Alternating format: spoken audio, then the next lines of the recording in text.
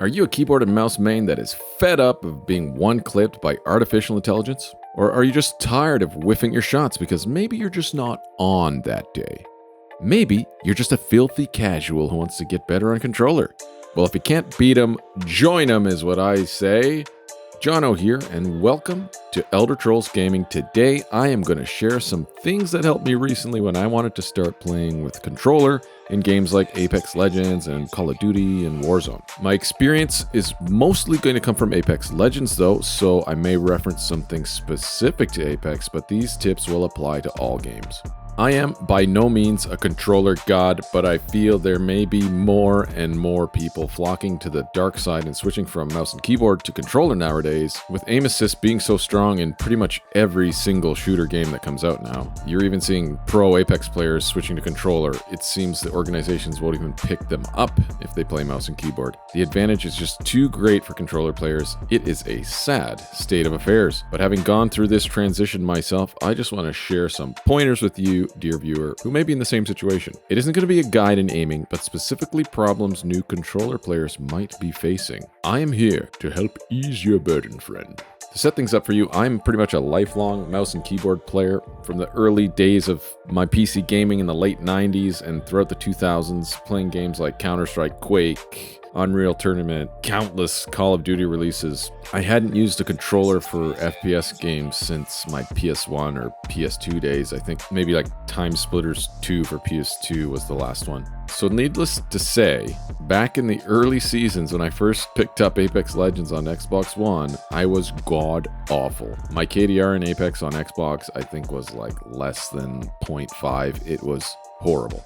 But through some learning and experimenting and playing, of course, I was able to improve my roller game quite a bit, so that just before the cross-platform merge that happened, that was the last time I was able to check my platform-specific stats. My KDR on PS5 was over 2.0 in ranked and 1.5 in pubs. I improved so much that I can now comfortably play on PC in my sweatlord lobbies, which there's no way I would have even tried before. So let's get into the tips and some tricks that help me not suck so much.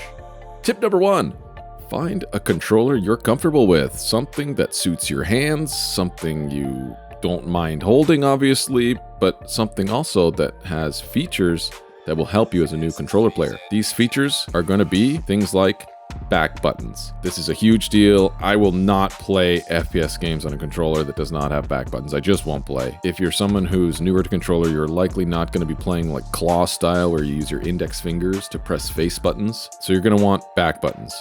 Back buttons allow you to keep your thumbs on the sticks at all times while allowing you to slide, jump, heal, throw grenades, that kind of thing while aiming and moving. This is the very first thing that I learned that helped me. Stick tension. In my experience on this journey, I have learned that I like a heavier stick tension because it helps me not be as jerky and twitchy when I'm aiming. The light stick tension I had on my Razer Wolverine for Xbox, I would often move my crosshair too much because the resistance was so low. If you can find a controller with a heavier tension or even adjustable tension, it will help you out with this. Something like the Flydigi Apex 4. Which I recently made a video about. Check it out, I'll put the link in the description. The problem with this feature is it's hard to find and not often available on most controllers unless it's like a custom order or like a really expensive pro controller, which is why the Apex 4 is such good value. Next, a longer right stick. Some controllers come with swappable stick lengths, which is good, but if not, this is where the Control Freak extensions come in. I use these all the time. I use them on pretty much every controller I have.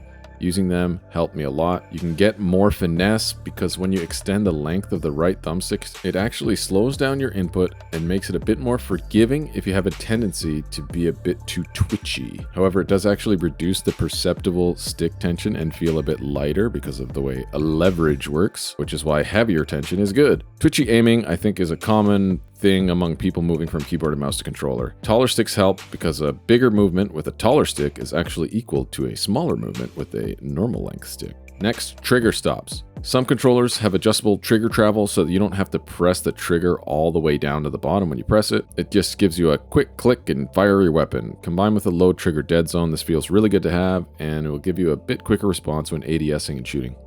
Tip number 2. Finesse those sticks, baby. No big movements.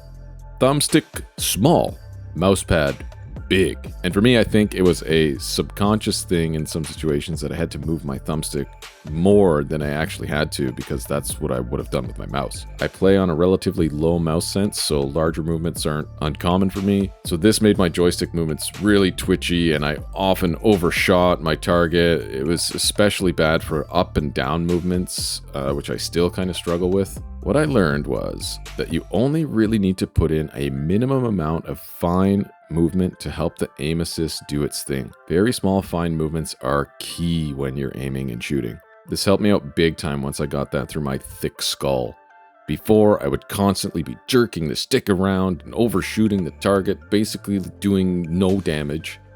Slower, gradual movements really help my aiming. This is especially important for when you're hip firing, because your sensitivity is much higher when you're hip firing, and it's really easy to overcompensate and just end up looking like a damn fool, looking up and down and spinning around back and forth while you get killed for free by your opponent.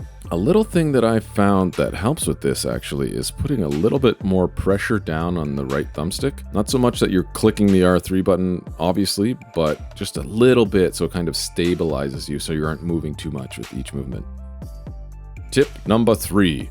Learn the controller settings and what they do. Let's just talk about the main ones. There are definitely others than these if you want to dive into the weeds of advanced look and control settings like in Apex, for example, but these are a couple of the main ones you'll see in most games. When you understand the settings and what they do, it will help you be able to make adjustments and find out what is best for you. Sensitivity, obviously, you probably know what sensitivity is. I recommend starting off on something lower or maybe even the default so you aren't moving the stick too much and overshooting and overcompensating. This is just something where you have to find your groove. Let's talk about dead zones, thumbstick dead zones, and there are trigger dead zones. Most of you probably already know what a dead zone is. It's the amount of travel before the input of the joystick or the triggers is registered by the game. The closer to 0% dead zone, the better, because it gives you feedback right away. For when you're aiming, it gives you more precision, which is important for recoil control and shooting at a target that's farther away. 0 dead zone, though, does come with the drawback of stick drift. Of course, if your sticks aren't perfectly centered or you got some old controllers, you're gonna get stick drift, which is probably why the default settings in most games usually so high. I've seen games where the default dead zone is like 15%, which is absolutely crazy. You gotta turn that down. Next, we're talking about response curves. Aiming response curve is shown as a graph. It represents the amount of input sent to the game relative to the stick position from 0 to 100%. I'm not going to go through all the different types of curves, but let's look at the two main ones you'll probably see. Most default settings use what's called a classic or standard curve, which lowers the input sensitivity, let's call it for lack of a better word, at the beginning of the curve. So it's actually a bit slower and more forgiving if you're using bigger movements at those low percentage input areas. This is generally good for new controller players who tend to be more twitchy in their aiming, like I mentioned before. I also just used this early on because it was the default setting and I didn't really know the difference between the others. But you gotta play around and find what you like. A linear curve will be a straight diagonal line on the graph, which means the input sent to the game will be consistent whether you're at 1% or you're at 99%. That's what I play on now after gaining a bit more experience and learning how to aim with more fine stick movements. You get a median and consistent response with linear. If you have the option in your controller software or in the game to adjust the curve manually, try it out. You might find somewhere between maybe linear and classic that might suit you. Or if you need something slower up front than classic, try it out, experiment, find what you like. Tip number 4, stop looking at the damn ground. Try and keep your reticle centered to where you might see an opponent or might see a target. I found I was always running around looking at the floor because you can just see more of what's out in front of you with your gun kind of down and out of the way. This is contrary to what you want to be doing. This might be more forgiving on mouse and keyboard because you can make quick snap flicks and adjustments easier, but on controller you want your reticle ready in position for when you need to use it. Tip number 5. Strafing and moving with the left stick. This is important for a couple of reasons. For one, I believe that this applies to most games, but you always want to be strafing left or right or a combination of both on the left joystick. I find this allows the rotational aim assist to more effectively move your crosshairs towards your target, who's likely going to be strafing as well, if they're at all competent anyway. When you're just standing still, you're an easy target. This is fundamental FPS thing that you probably already knew. Another thing is aiming with strafing. If you have your reticle centered, like I was talking about before, and you're strafing left and right, it can minimize the amount that you even need to use the right stick.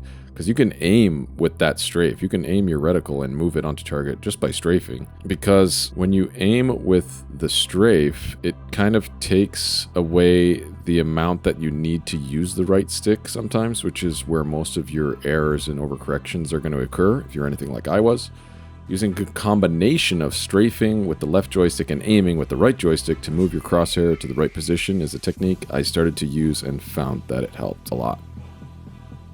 I think that's it for this video, guys. If you have made the switch to controller from mouse and keyboard and have some tips, hit up the comments and share them. If you found the video helped you, give it a like, consider subscribing, but keep gaming, and I'll see you in the next one.